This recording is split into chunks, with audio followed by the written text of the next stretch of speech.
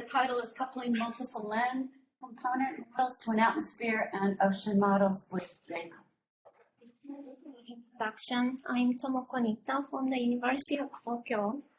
We are now working in multiple land components, and this is my first time attending this workshop. I'm relatively independently from the international coupling community, so I'm to be here and learn about.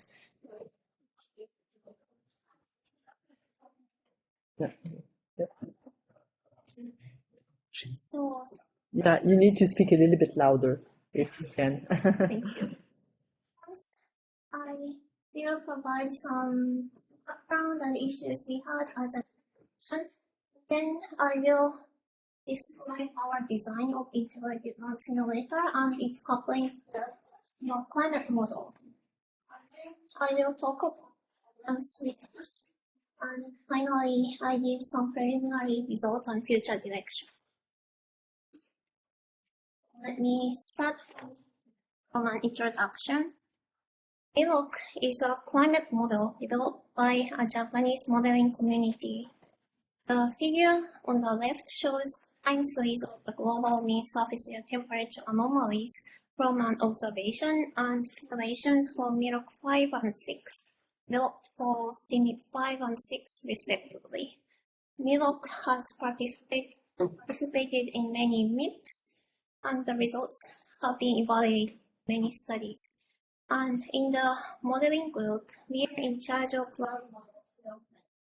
And the figure on the right shows the relationship between Northern Hemisphere snow mass and snow cover from SSiB 6 simulations by Margaret et al. 2020. And as you can see, MIROC 6 has a relatively good reproducibility, and to which our development contributed. However, we had some issues in model development. Though has a history of being developed as an atmospheric model parameterization, and land grid and resolutions are also often the same as the other. There are a few land experts in the core ESN development group. Also, we had some systematic biases in the climate model, and this may be partially related to land processes. The standard Argonne models with more precise physics exist, but there has been no infrastructure to implement them to our model. So we should involve more land experts in the development of the land model for climate models. And because the land area is spatially more complex or diverse than atmosphere or ocean, wide variety of processes must be considered at a relatively high resolution relative to atmosphere or ocean model. And human activity modify the land area and cannot be represented by natural processes alone. Land models are more complex, and this figure is on different order. Evolution of land space and managing complexity is one of the common challenges, not only for us, but also for model groups. So, our solution to managing such complexities is to use a coupler to develop a land model. So, our first objective is plug a model consisting of models and supporting software, including regulating function and coupling tools, and to couple the model with weather, climate, and earth system models, and can be applied to other purposes such as flood forecasting.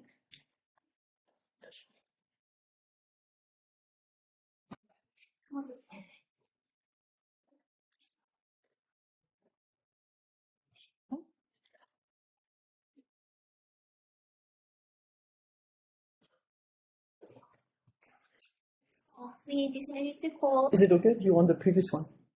not the, so we decided to call our model as Integrated Land Simulator ILS. And this slide shows the concept of ILS. It consists of multiple land component model. And first we coupled land model Matsushiro, which is land surface model in new climate model. And then we coupled state-of-the-art river model Camouflage. And we are now working on coupling human impact model H2020 with other land component models. Choose a general purpose coupling library Jcup as a coupler. We choose Jcup because this coupler is developed in Japan and has been used with Japanese atmosphere and ocean models. And design concept of Jcup is to provide maximum flexibility for model coupling.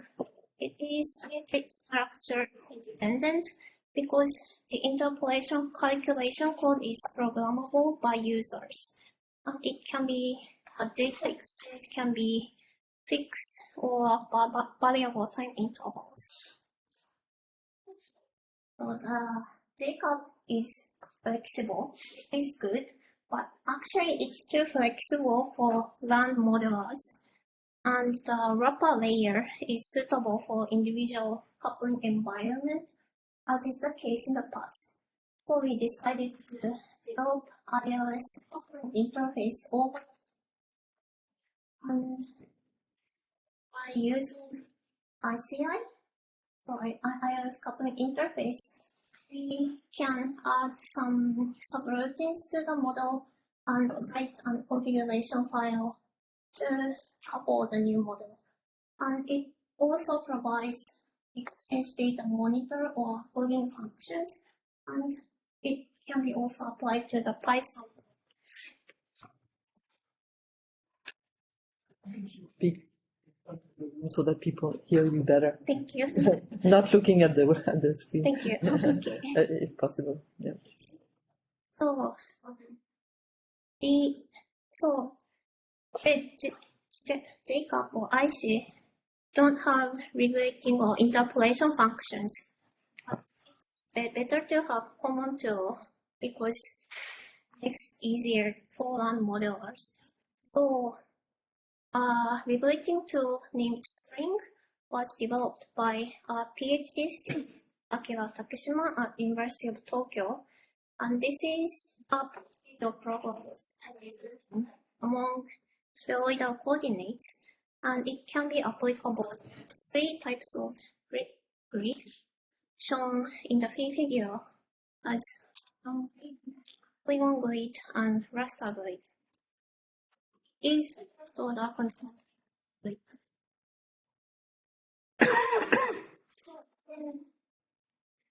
I want to move on to component models. Matsushiro is a land model of MIROC and Nikon model. It consists of 6 soil layers, 3 snow layers, and a single canopy layer, and includes various land physics, such as canopy radiation transfer, bulk coefficient, snow, runoff, soil property, and it also has a tiling scheme. Matsushiro was part of the atmosphere model, so we rewrote the source code as an independent land model for use in ILS.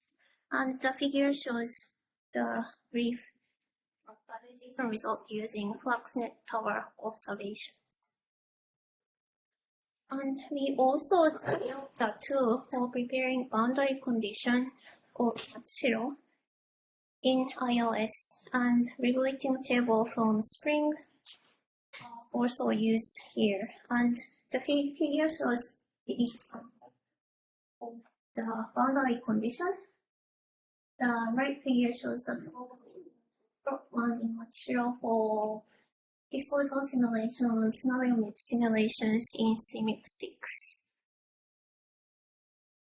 And the second land component model is a river model, Camouflage. In camouflage, the topography data is first upscaled to the target resolution, and then each grid represents basin shape with sub-grid topographic parameters, and it calculates discharge water level inundations with diffusive wave equations. So, version 1 is completed and a manuscript was published on PEPS in 2020. So let me move on to the coupling ILS to MIROC climate model. The same framework can be applied to couple atmospheric and oceanic models. And because the land model is coupled the ocean model via atmosphere model, we apply system to atmosphere model in this simulation, and we will evaluate if water or heat budget are closed or is it computationally efficient and impacts on climate fields after the coupling. And in the original MIROC-6, the land grid was the same as the atmosphere in T85 resolution, but here we use a basin shape grid with a higher resolution, 0.5 degree, higher than atmosphere or ocean, and atmosphere uses 85 and ocean models resolution is approximately 1 degree. So the figure shows the data exchange between the components. So we'll have problem here. You can look there. Thank you so much. So we have land model and river model and atmosphere model, and I didn't explain it here, but we have independent IO component, and we have 171 variables. Basically, atmosphere methodology, which is given to the land model, and surface fluxes from the land model is atmosphere model. And to observe the fluxes horizontally, we assume the same sphere with the same Earth radius for all the model.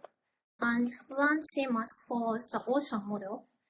And the figure on the top left shows the horizontal grid and bathymetry from the ocean model of MIROC-6, and the gray area shows land. Use this map. And it is different from the reality in some areas. Use hydrological digital elevation model in ocean as shown on the top right. And then there are some gaps. Allocate the basin shape grids in the gray area on the top left. So we fill that gap in the by the land grid. And this is done as an extension of spring, and the weighting for interpolation is also calculated using spring. And this is about for the temporal flux exchange and conversion. In the original MIROC-6, atmosphere and land are simulated sequentially, and adaptive time step was used for the atmosphere. But by coupling ILS to the MIROC, we want to run the atmosphere model and land model concurrently.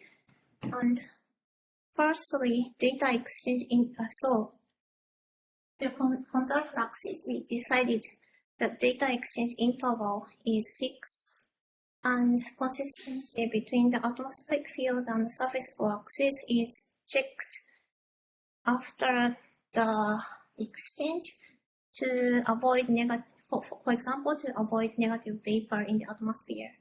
And adaptive time step is applied within the exchange interval. And we also added restart function to the coupler for the perfect after restarting the model.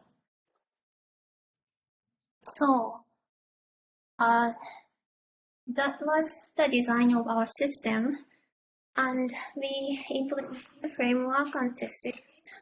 But actually, we had many problems and spent about 2 years for debugging. And these are examples.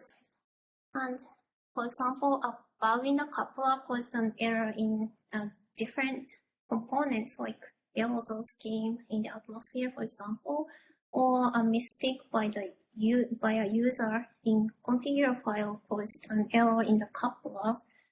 And also we had some observation issues. And we used different hardwares, but a bug was found in a different environment.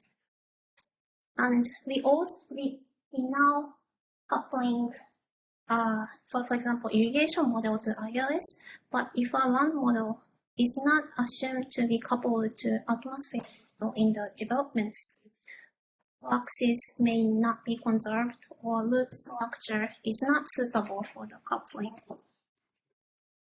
So this is lesson learned.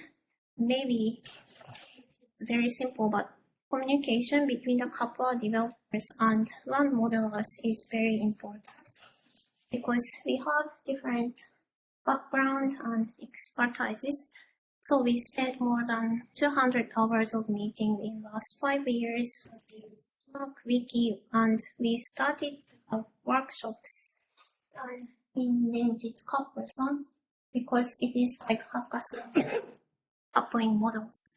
And we also added logging functions to monitor exchange data or configuration and testing in multiple environments is important.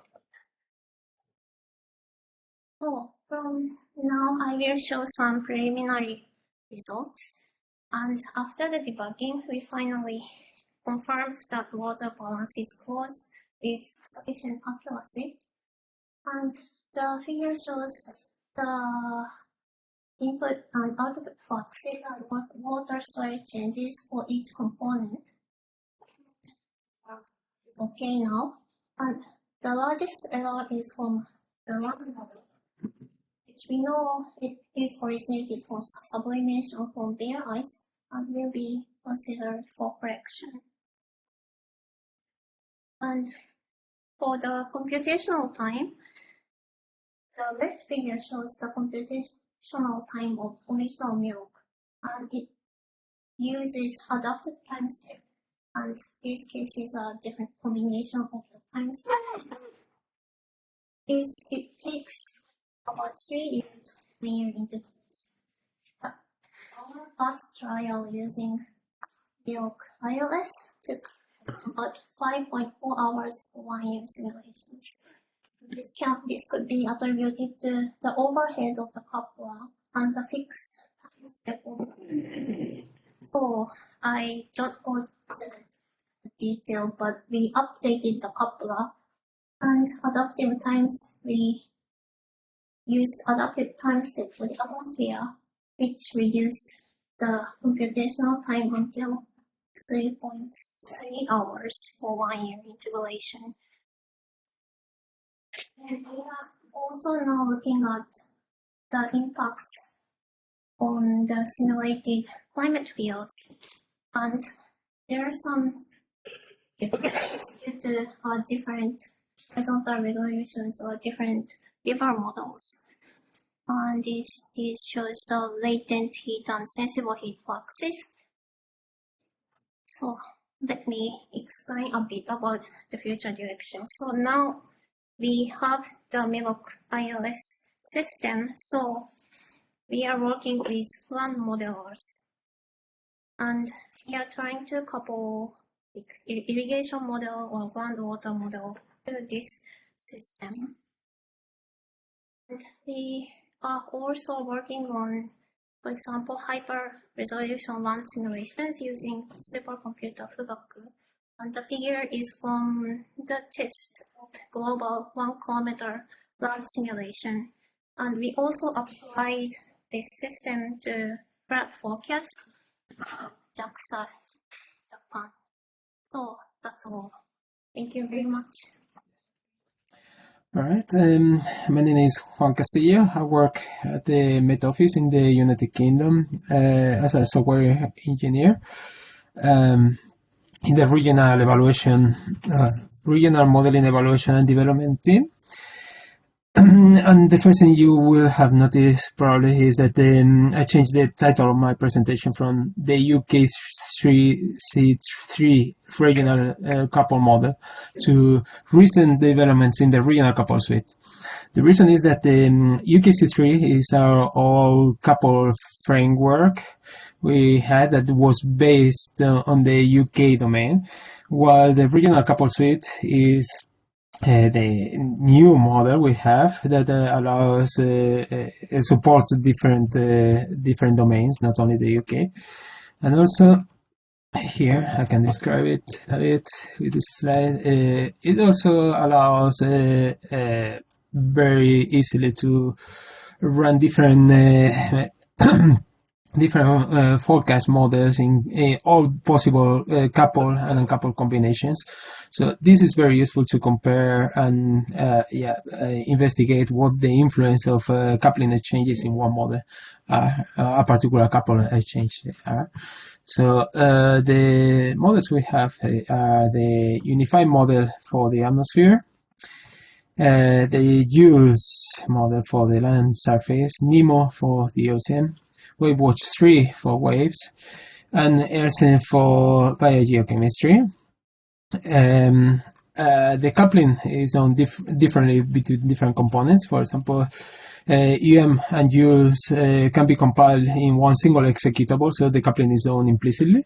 That is why I mark it in with this black box here. And something similar happens between NEMO and ERSEM. That the coupling is done with a FAB coupler, but the rest of the coupling is done via OSIS. What else? The coupling exchanges that are marked in red are currently under development, so I cannot say much about it. The rest of the coupling exchanges are also under investigation. We're making sure at the moment that all the fluxes are consistent between models, are calculated in the same way, and studying possible ways to improve all these exchanges to make them more scientifically accurate, more realistic. All the coupling exchanges at the moment happen every hour in simulation time, but that is likely to change soon. So I can show you some of the first results we obtained with this research system. I cannot go on. Okay, no. For example, I will discuss first the operational improvements we already took from this research system. This is quite important for improving our operational capability and the reliability of our forecast models. So a couple of years ago, we took the ocean wave couple configuration and directly from this research model and move it to operational. And the reason is that we immediately saw quite good benefits in doing this type of coupling. Why? When coupling the ocean model with the waves results in extra increased mixing in the ocean, in the top layer of the ocean. And as you can see in this graph, in particular in summer, with this increased vertical mixing, we have a deeper mix layer on the ocean, and the top layer of the ocean is also cooler, which is good for our forecast. It's an improvement in our forecast. Here on the right, you see the map of the UK with some green dots. The green dots means that this is the sea surface height comparing the couple and uncoupled model. When it's green, it means that the couple model is better. And in these other graphs, you have a comparison between the observed sea surface height and the simulated ones. And in the couple model, you see that we are much closer to observations, and also this tail of high SSH is much closer to observations, which means that we can reproduce a bit better the extreme events. So this will have some influence in our future search models when we decide to use coupling, include the coupling in these models. So another benefit, very recent, is that it's an improvement in our UK atmospheric model. We have a forecast model that runs for 5 days, and traditionally, the sea surface temperature was kept constant, as you see in this graph, this red line. But in fact, the sea surface temperature can change quite a lot, as you see in observations in black. So with our couple model, we investigated the influence of sea surface temperature changes during this forecast time, and we noticed that again, you see at this plot with green dots that some diagnostics such as air temperature and fog prediction, that is the graph on the right, are much improved. So at the moment, our forecast model is not coupled, but what we did was including in the atmosphere forecast model the sea surface temperature coming from the operational ocean model. So you see, it's very similar to the results we have with coupling. But so there's a great improvement in, as I said, in air temperature, fog formation, and even sea breeze in certain conditions. What else? Here I can talk about the atmospheric wave exchanges. The effect of the waves in the atmosphere is that because including waves, we have increased sea surface roughness, and the net effect is that the wind speed is a bit decreased. That is quite important in big storms, and also depends on if we have young waves or developed waves, as you see in the plot here on the right. These blue spots here mean that with coupling, the wind speed is reduced. And it's more reduced in places where we have younger waves. Something we have also looked at is to make sure that the drag parameterization is more consistent. The atmosphere is more consistent with the waves. So the wave model has a better representation of this drag parameterization. In particular, when there's we have high wind speeds in between 25 and 30 meters per second, it has been found experimentally that the drag coefficient reduces instead of keeping increasing as in previous models. So that has been included now in the atmospheric model, and it is more similar to what is obtaining via coupling, obtaining the drag coefficient via wave coupling.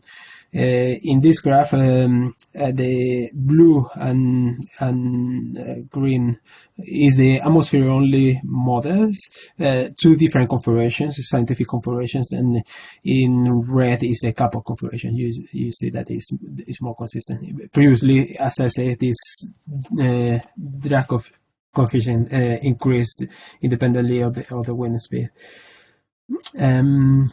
But I will not say nothing about ensembles. I will put also an example of the help we have with this model to understand better the some environmental conditions. As I said, with this new model, we can work on different domains. This is the India domain. We made a study on cyclones in the India Sea. And here we also used a 1D mixed layer ocean model that doesn't have any currents. It just simulates the top layer of the ocean. And even with this crude model, we see some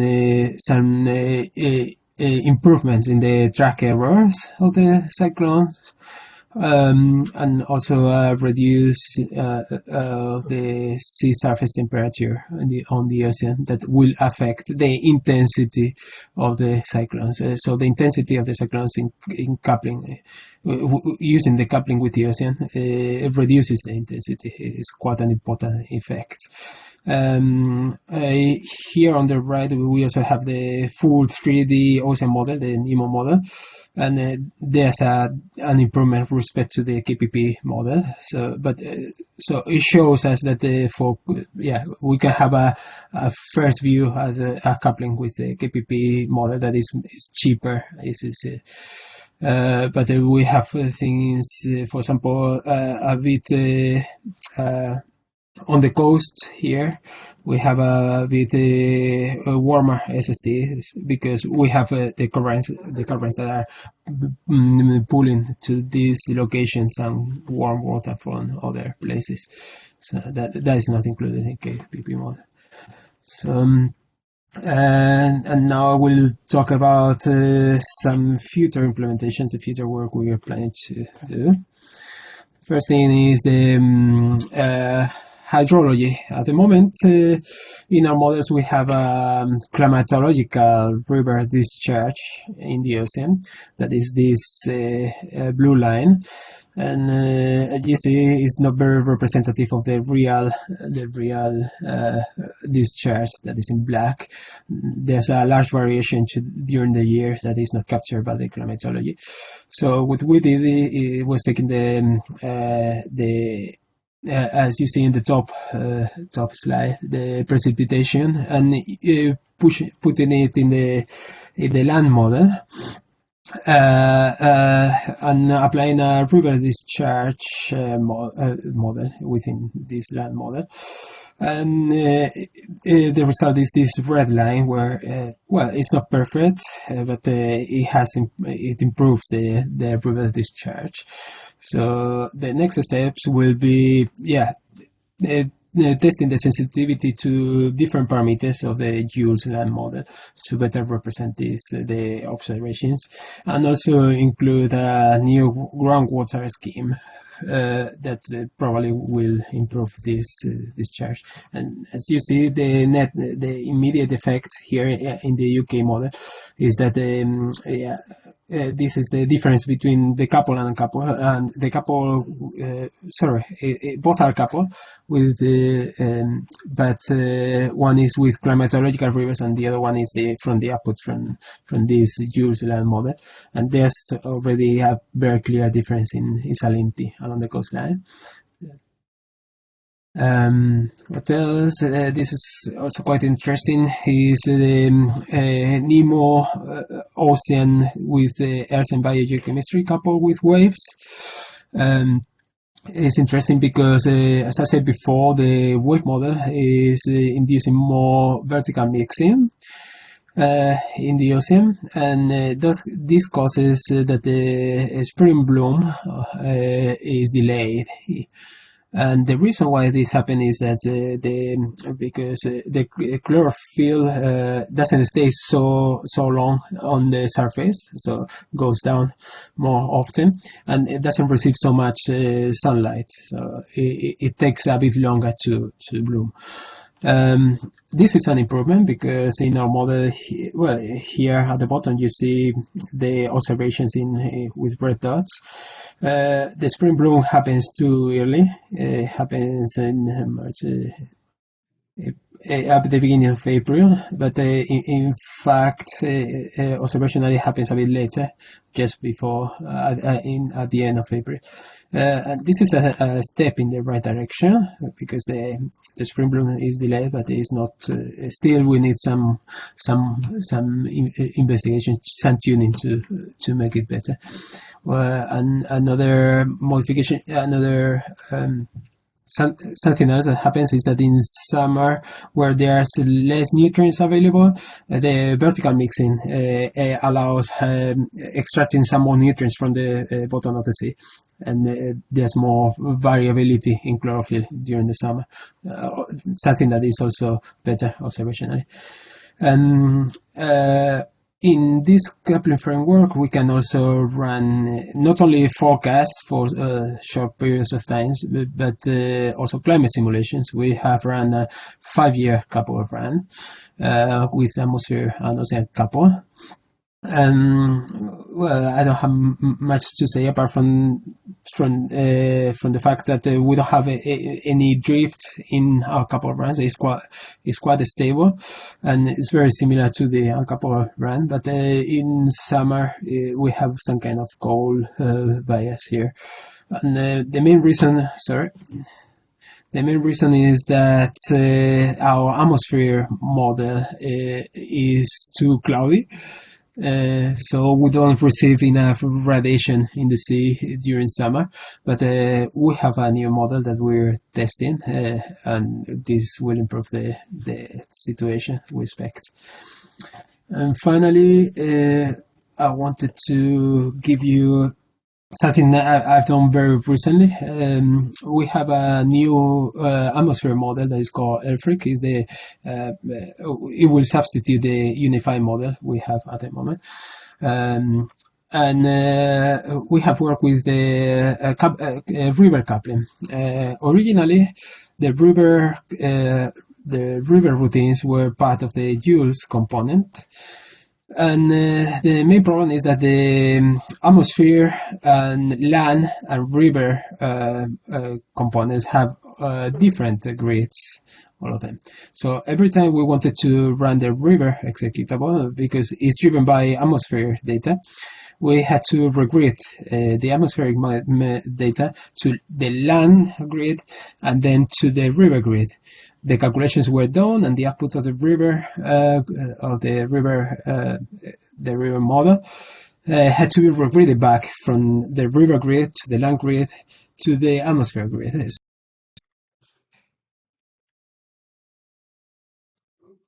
So it was. So we decided to create a river executable apart from the land model. And now the regridding is done via the OSIS coupler. So that will save some computation time, and it will be supposedly faster. We're currently investigating what the consequences of changing this will be.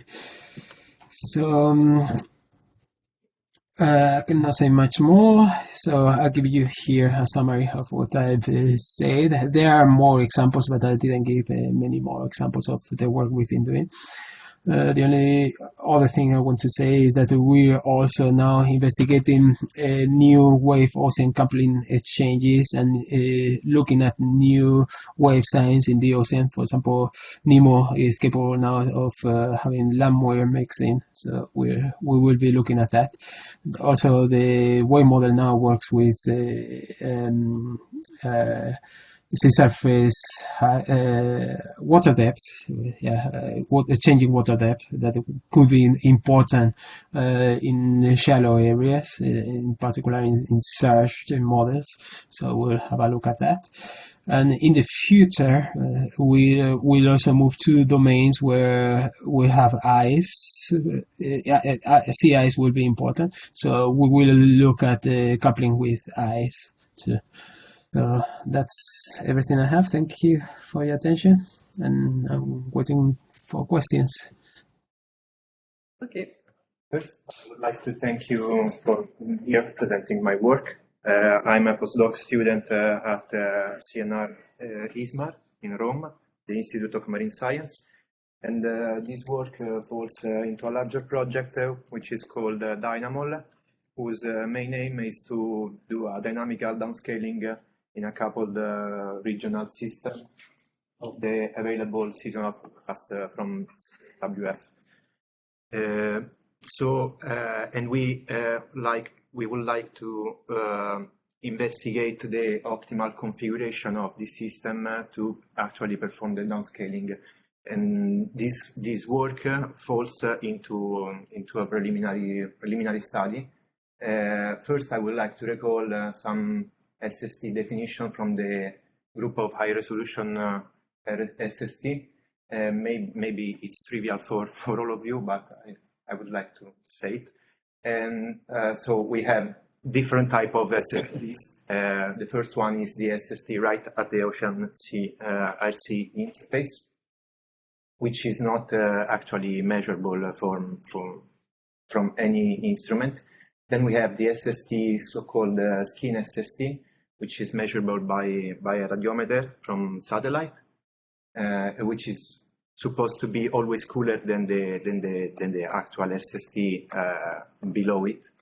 And then we have this the subskin SST, which is around 1 millimeter depth, and it is the temperature at which the diurnal excursion becomes more evident. And then we have the SST measurable at various depths, for example, 1 meter, which can be measured by in situ instrumentations. Okay. And then we have the so-called SST foundation, which is the bulk SST, in which no diurnal variations are found. So the starting point of this talk is the one-dimensional heat transfer equation in the ocean, and there are some prognostic schemes to retrieve diurnal variations in ocean models. All of them, let's say, have this common basis, and the first point is to model the so-called cool skin layer.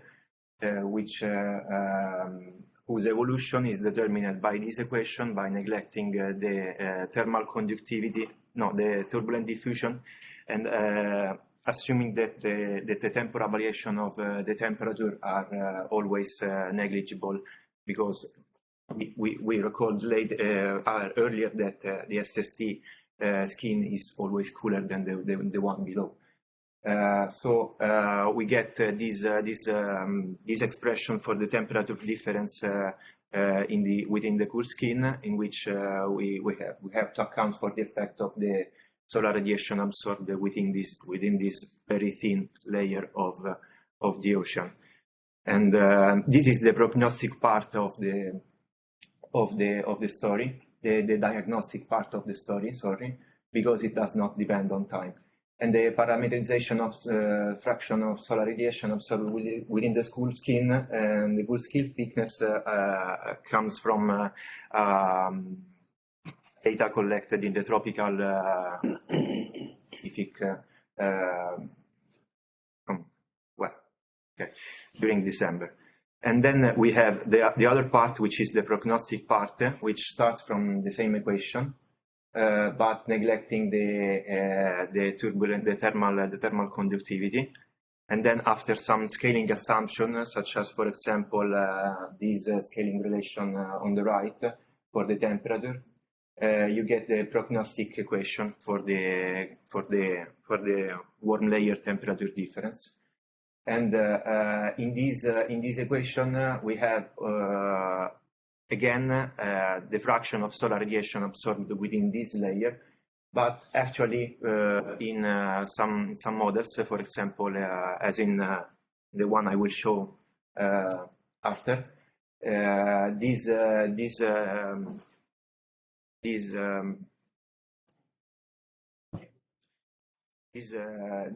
coefficient here, this part of the equation is modeled as constant in time and space according to Soloviev parametrization. Then there are modifications and variations of this scheme, accounting, for example, for sustained winds and for the effect of mixing enhancement by the Langmuir circulation. or other parameterization in which the solar radiation extinction depends on the chlorophyll. So the main motivation is to improve the representation of the skin SST because it's very important to get more accurate representation of the IRC fluxes. And this is very important, especially in a coupled ocean atmosphere modeling, where the back and forth exchange and computation of skin SST and heat fluxes and vice versa. I had to make a premise. I'm not actually a developer of any coupler, but I'm just, let's say, a user. So here is a bit an overview of the data we used for validation in our work.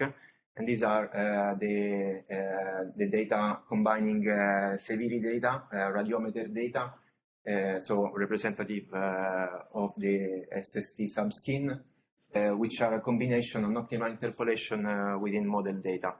But I would like to say that often in ocean models, the first model layer does not account for the actual representation of these variations. That's why we choose to carry out this work. Then we used also quality control high resolution drifters, and we took the highest quality. And for profiles, the objective analysis with calibrated XBT and MBT corrections. So, come faccio? Okay. This is the modeling system we set up at ISMAR.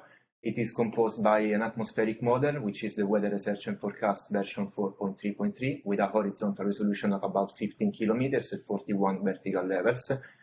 And then we have a higher resolution ocean model with a horizontal resolution of about 7 kilometers, centered on the Mediterranean Sea, as you can see in the figure. With a sponge zone outside Gibraltar to do the relaxation within the boundary conditions. And we set up also an interactive hydrological discharge model, the HD model from MPIM, I think. And then we coupled all together with the OSIS 3 MCT coupler. Ocean and atmosphere boundary conditions are from reanalysis for now, but we are setting up also to use forecasts. And we did one simulation of 1 year of the 2019 with hourly outputs with the atmosphere, which has a time step of 1 minute, the ocean, which evolves over a time step of 7.5 minutes. The hydrological discharge model is about 30 minutes in its frequency, and the coupling frequency is, if possible, 30 minutes. So SST and SST skin are both from WRF outputs remapped on a common grid outside of this modeling framework with CDO commands.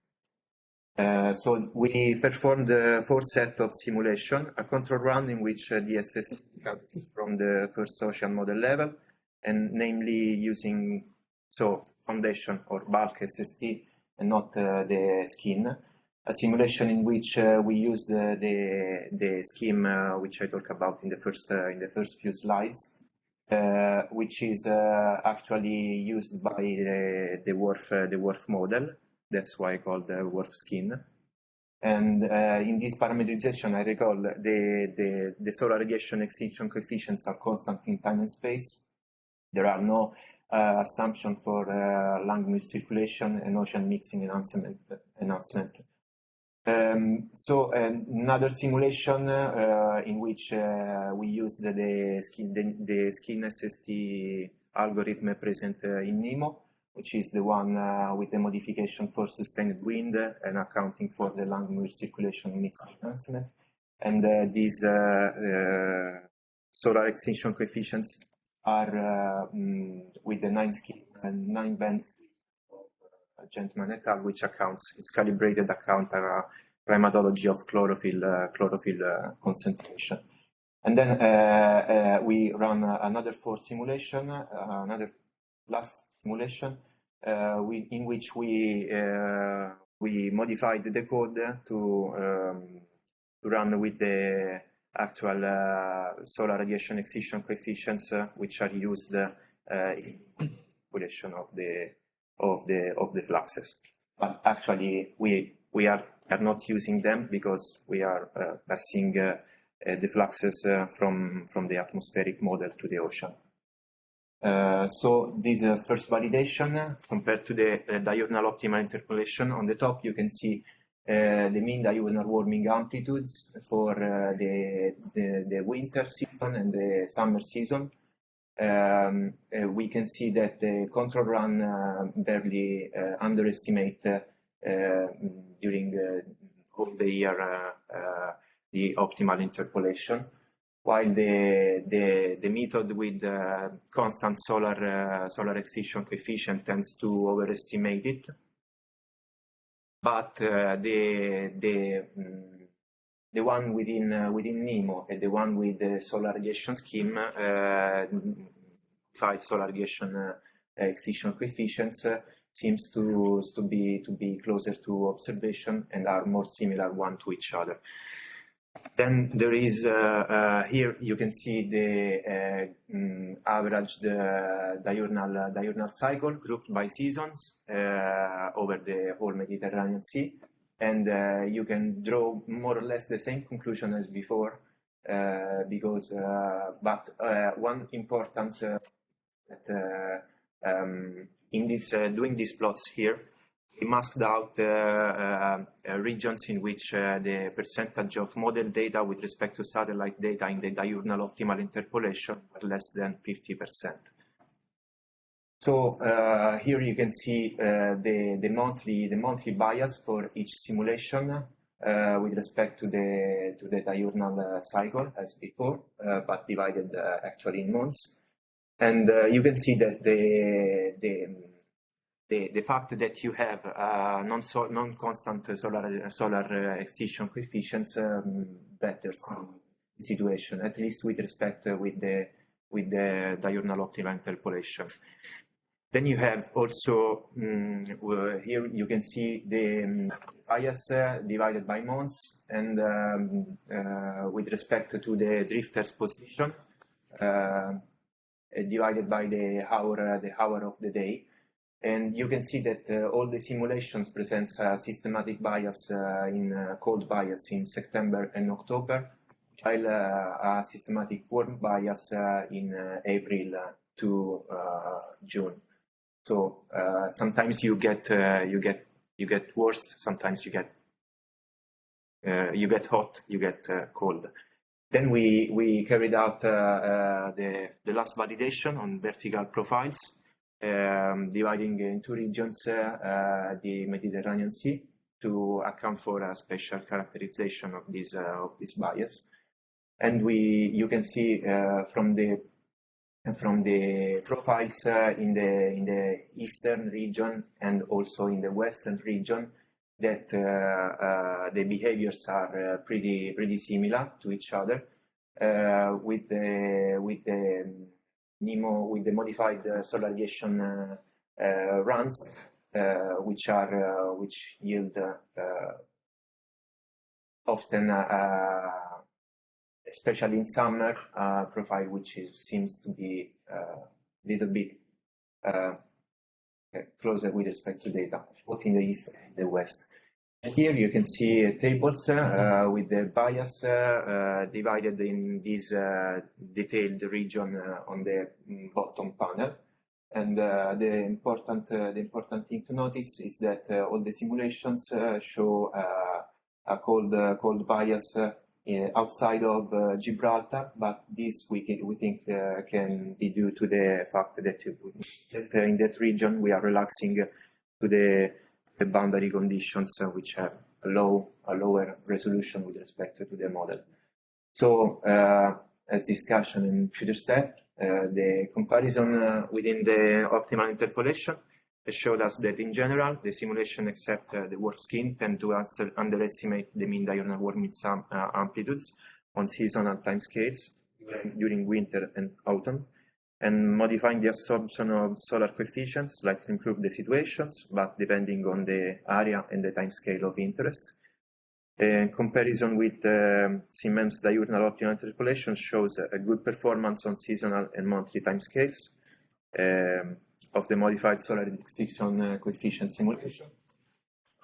And the drifter comparison shows that, let's say, you have a peak of overestimation which shifts from April to June. I should have maybe see here.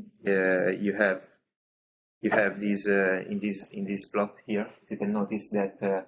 I have a pointer here. If you wish. Oh, from April to June. Yeah. Okay. You have over here the bias which is between these two simulations in particular, which seem to be closer one to each other.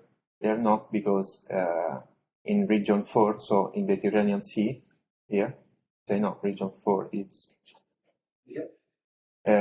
You are mainly telling the opposite pattern with respect to the median on depth of the drifter, so on the typical profile in that area. So I think that's all, and thanks for the attention. Yeah, good morning all. So my name is Nagaraju Chiluktoi. So I'm working as a assistant professor in the National Institute of Technology, Rourkela, is from India. So I'm talking about this coupling of the SSiB model to the GFS. Actually, I have worked with CFS also, but I'm presenting the results like this one.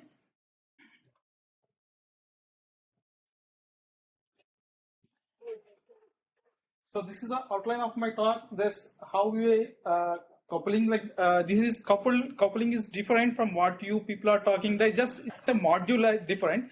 So actually the GFS model has a default module of land surface model, a NOVA land surface model. So but I have replaced with this SSiB land surface model, because this one of this collaborators, Professor Yongkang Xu from UCLA, so he's the developer of this model. So we want to check this performance of the SSiB with GFS, so that we have coupled this, we have plugged out the NOVA land surface model, and we have plugged in our SSiB model in this one. So, and apart from this one, one more feature is we have incorporated in this SSiB model. So actually we are running for 100 years or 150 years. So we are using the same land use land cover map for 100 years or 150 years. But there is a change, gradually it will change. So in this model, some land use land cover change studies, what they will do, so with change and without change, only they will do. But in our simulation, we are modifying the land use land cover gradually. So not at a time, not a single shot. So it will gradually it will change. So I will see, and next, what is the experimental setup I will talk about, and evaluation of this, how this is improved this simulations. So in this study, we have adapted this GFS model, and it has it's very coarse resolution, 200 kilometers and 28 vertical layers, and this model is used for this NSEP, also using that seasonal forecast. So, when compared to this NOVA land surface model, SSiB4 has a different, interactions is more, and when compared to this, some advantages are there using the SSiB model. So that we have used this, including the photosynthesis process, explicitly it will resolve, and that more soil layers also it will consider. So some additional features are there compared to the NOVA land surface model. So one of the features is we are adopting this in this study. So annually varying vegetation model. So we have simulated from the 1950 to 2010, nearly 60 years. So every year we will supply a new map, like a 1951 map and 1951 according to the changes. So we have adapted this. We have adapted this from this study. So they have created a land use land cover change maps based on this data, land use land cover data. So we have modified this default GFS map. So based on this, we have adapted some methodologies, like if it is in a grid, changes is more than 75%, like then we have degraded to that maybe lower kind of thing. So I will show that what are the categories is there in the next slides. So like this, we have implemented this annually, varying the maps in the GFS model. So in this study, we have conducted the two experiments. One is the control run, like same map we will use for this entire simulation. And another map where with annually varying vegetation map. So that is if you are simulating for 60 years, we will, every year we'll at the 1st January we'll supply a new map. These are the categories like SSiB model. So there are 13 categories are there, except this ice and the base soil. So whatever based on the data we have modified. So you can see this is the default vegetation map. So then we have gradually modified based on this land use land cover fraction. So based on this Hart et al. Data. So we have modified like in some grid. So if it is a grass fraction is increasing, so then we will replace. But in this case also we are using only one type. So like a dominant type only we are considering, which has a dominant type. So we will adapting only one type of in the grid only. So because it will not accommodate the subscale types. So we have validated like how the fraction is land use land change fraction. So what we have done, so from the Hart et al. Data we have seen that land use fraction like C1, C2, C3, C4 various categories data they have provided. So accordingly we have changed this domains also we have selected. So like this here you can see that domains. So like we have selected these regions where the fraction is changes very high. You can see this is the degraded areas in the 2010. So compared to this map, so these are a red color map shows the changes in the map. So these areas we have selected and we have monitored. So how it is consistent, like if the fraction is increasing, accordingly the number of grids we are able to change or not. So it is matching with the fraction change. So we have done like this. So we have modified the map. So obviously, like where this data has changed, grids has changed. So obviously there is a change in the albedo and leaf area index. So because this category will change, like the forest to that maybe it may be crop or grassland or shrub, something. So that will albedo and leaf area index values will change. So that figure I am able to show here. So some changes like exactly where this grid was degraded. So like this areas, red color areas in this B panel. So there exactly there is changes because of this albedo changes and leaf area index. So that's what we have calculated for annual scale. So how is changing? Albedo has in the LULC run. So it has increased because this when compared to the vegetation and barren land. So albedo will increases. So that's what this is reflecting here. It's 3.24 compared to the control run. So it has increased nearly 3.3%. And leaf area index, it has changed because the land has degraded, right? Forest to that cropland or something, some categories. So that's why the leaf area index is decreased. And we have found that one net surface radiation also has decreased because this because of this albedo has increased. So that more solar radiation is back to the space. So that's what net radiation also increased, and sensible heat also has decreased. In LULC run, and ground heat flux has somewhat increased, and the surface temperatures we can see. So between this annual temperatures, this global mean. So nearly this 0.44 degrees has increased the surface temperature in the annual. This is the annual mean. So this is the different radiation also. Obviously, this if you are changing this net radiation, this sensible heat index, so radiation will change. where this. So this figure shows this latent heat flux. We have latent heat flux is decreased because of this leap year and excess evapotranspiration has decreased. So that's what it is reflecting in this latent heat flux, and the sensible heat flux has increased. So where the degraded areas. So we have seen that the JJ and DJFs both seasons, like how it is changing. So you can see this JJ. So this over this Europe and this China and these regions has a lot of changes. So are there. So in the DJF season, so it is the southern hemisphere summer. So that's what like, a lot of changes occur in the DJF season in the southern hemisphere. So similarly that, but surprisingly the ground heat flux has shown somewhat varied results. So you can see that wherever the degraded regions, it has not shown much variance, but here it is shown that variations in this other areas.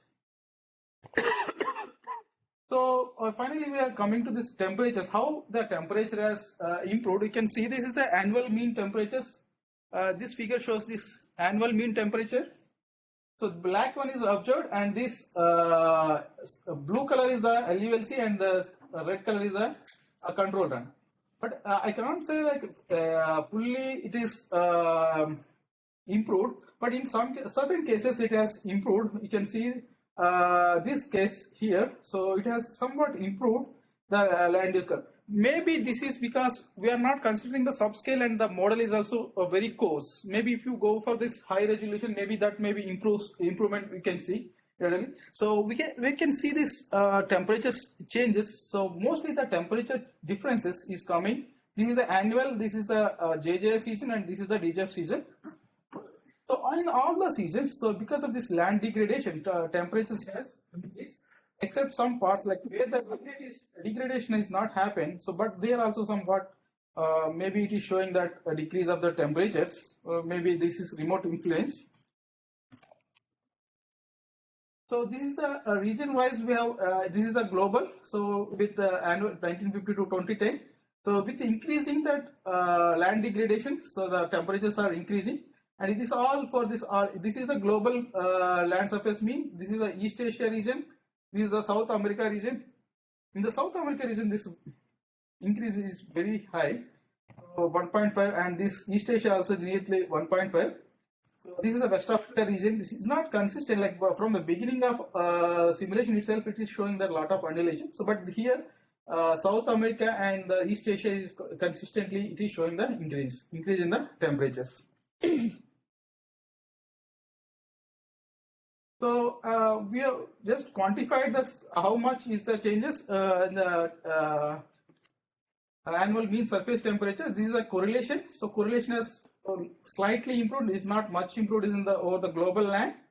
So RMSC. So this is the RMSC, and if you compare with this difference between this LLC and CTL, so it is not much improvement. So most of the improvement we have found was South America region. So you can see this. Correlation 65%, 0.0652, this 0.76. So because this is difference, like you have to add this this column to this column. So this is a it has decrease of this RMSE. It has it shows this improvement in the South America region is very high. So when compared to these other regions.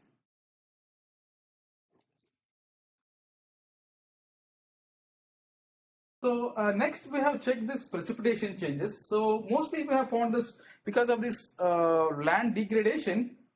So we found that decrease in the precipitation where the land has degraded. So most of the regions is consistent with the where the land is degraded. Those regions only we have found decrease in the precipitation. So you can see this in the annual interannual scale also. You can see this degradation is increasing, that precipitation also decreasing. So this is consistent in this East Asia and South America. Then West Africa is not consistent, but in some years it is showing. So overall it is varying. So if you see the global land, it is consistently decreasing with the increasing degradation. So we have quantified the region wise also. So how this albedo, leaf area index. So in the region wise, East Asia, West Africa, and South America. So most of the region like where this degradation has happened. So there it is increasing the albedo and decreasing the leaf area index, and temperatures are increasing. So that's what consistent with this. So surprisingly, this figure shows this 850 hectopascal winds. Because of this only changes in the land use land cover change maps, so it has created a wind differences. So wind circulation also has changed. So this is shows this annual and JJ and DJF seasons. So this is surprisingly that even though it is happening, so zonal mean temperature. So then we have analyzed this temperatures. So this how this LULC is propagated to this upper atmosphere also. So then we have found that because of this evapotranspiration differences, so latent heat also has played a role. Because if we evaporate and it will release the heat in the atmosphere, the upper atmosphere, right? So then it is changing that because of this land use land cover change. So that also changed. So that has caused this temperature heating profiles. So I am unable to show here. So there is a temperature difference in this this one. So because of this you can see this is a convective heating rate. So similarly, the temperature also has changed. So this is shows this LULC zonal mean run deep convective heating rate. So LULC minus CTL. So because of this decreasing in this latent heat flux, so that has a cooling effect in the LULC run. So because of these changes, it has changed this tropospheric temperatures in the upper levels also. So because of that one, wind has changed. So we have in this study, so basically we have verified this how the interannual using the interannual variation of this vegetation maps, how it will improve. So however, like this is a course, like we have also tried with this CFS coupling this one degree resolution also. This is 2 degree resolution. So that also same shown some improvements. So that's the main highlight of instead of you are going for a long-term simulations. So we have to use this vegetation map, annually vegetation map. So another thing is we can use that very sophisticated these vegetation models, but that is a cost, like computation cost is very high. So yeah, instead of this one, this is a simple procedure. We can follow that. We can update this vegetation map, and we can use this to improve this long-term simulations. Yeah, thank you.